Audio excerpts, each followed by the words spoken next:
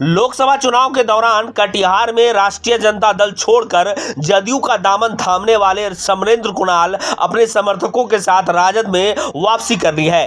पटना राजद कार्यालय में राष्ट्रीय जनता दल के प्रदेश प्रधान महासचिव रणविजय साहू के साथ कई राजद नेताओं की मौजूदगी में राजद में घर वापसी करते हुए जदयू का दामन को दागदार बताते हुए कहा कि जदयू की विचारधारा अब भाजपा के विचारधारा से इतर रही है, इसलिए जदयू को अब जदयू पार्टी मान लेना चाहिए, क्योंकि भाजपा के रंग में जदयू पूरी तरह से रंग चुकी है। भले पार्टी का सिंबल जदयू का हो, लेकिन भाजपा का नारा, पोस्टर, यहां तक कि रंग भी भाजपा ही तय करती है। उन्होंने कहा कि जदयू पार्टी पूरी तरह से कमजोर हो गई है, भाजदयू हो गई है, भारतीय जनता पार्टी के रास्ते पर चल रही है, कमजोर हो चुकी है। ये कि भारतीय जनता पार्टी के रास्ते पर चल रही है ना पार्टी, भारतीय जनता पार्टी भाजदयू, मैंने कहा जनता दल यूनाइटेड नहीं, भाजदयू, भारतीय जनता पार्टी का पूरा अंश उसमें मिल चुका है। टिकट सिंबल सिर्फ जदयू का होता है, बाकी सारे नारा हो या पोस्टर हो या गमछा हो, जो भी गंधा पर लोग लेकर चलते हैं वो भाजपा के लेकर चलते हैं। वहीं जदयू व्यवसायी प्रकोष्ठ के जिला अध्यक्ष निरंजन पोद्दार और जिला प्रवक्ता इम्तियाज हैदर ने पलटवार करते हुए कहा कि जो लोग जदयू छोड़कर गए हैं उनका कोई अस्तित्व नहीं है।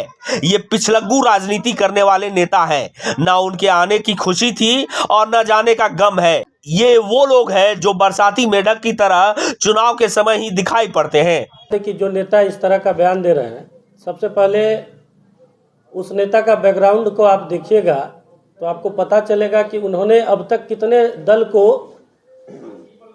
एक दल से दूसरे दल में गए हैं। शिवसेना से राजनीति की शुरुआत करने वाले, कभी लोजपा में तो कभी राजद में तो कभी जदयू में फिर राजद में, ऐसे लोग कहीं भी एक जगह टिक नहीं सकते हैं और छटपटाहट की राजनीति करते हैं। ऐसे लोगों को केवल पद चाहिए, कुर्सी चाहिए। खुद राजद में चले गए हैं और अपनी श्रीमती को जो है जनसुराज में भेज दिए हैं, कभी किसी दल में चाहते हैं। उसका एक ही मकसद है, एन केन प्रकारेण किसी तरह उनको सत्ता चाहिए, पद चाहिए, उसको जनता की सेवा से कोई लेना देना नहीं। और ऐसे भी जदयू में वो कभी था ही नहीं, आपने कभी भी किसी कार्यक्रम में उन्हें नहीं देखा होगा। और वो पिछलग्गू नेता है। आप सब जानते हैं कि कटिहार में किस नेता के पीछे घूम घूम कर वो अपना राजनीतिक रोटी सेकने का काम करते हैं और अपना चेहरा चमका रहे हैं। और उनके साथ साथ जो बुझे हुए चिराग है या बुझे हुए दीपक है, वैसे नेताओं की जो क्या बोलते हैं, एक झालर, फ्यूज बल्ब का जो झालर है, उनके साथ में चले गए हैं। तो उससे हम लोग की पार्टी को कोई जो है कुछ फर्क पड़ने वाला है नहीं। हम लोग मजबूती के साथ हैं, एनडीए मजबूत है। और चुनावी मौसम है, चुनावी मौसम में तो मतलब नेताओं का आना जाना लगा रहता है। बरसाती मेढक है तो बरसात के समय में नए नए मेढक आपको देखने के लिए मिलेंगे। उसी तरह लेकिन हम लोग एनडीए इंटैक्ट है। बताइए, अगर हमारी पार्टी कमज़ोर होती तो अभी जो उपचुनाव हुआ 4 सीट पर, वो चारों का चारों सीट हम लोग जीत के आए हैं। कैसे कमज़ोर आप कह सकते हैं? उनके जाने से कमज़ोर हो जाए, उनके राजद में रहने से राजद मजबूत हो जाए। वो व्याकुल भारत है, उनका कहीं पैर टिकने वाला है नहीं। वो वहाँ भी नहीं रहेंगे ठीक से। जिस लोग में गए हैं ना, वो लोग अगर पूरा नहीं हुआ तो वहाँ भी छोड़ के चले जाएंगे।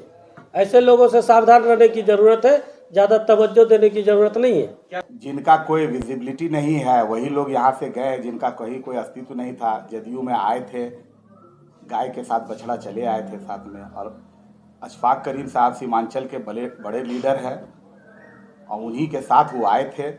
अशफाक साहब हम लोगों के साथ है और उनको देख लीजिए, अभी जहाँ तहाँ उनका आना जाना लगा रहता है। जैसे अभी तो माननीय निरंजन जी बोले ही कि शिवसेना से राजनीति शुरू किया है और कहाँ कहाँ अभी दौड़ेंगे, जाएंगे, आएंगे, वो देखते रहना है। अभी देखिए कहाँ तक जाते हैं।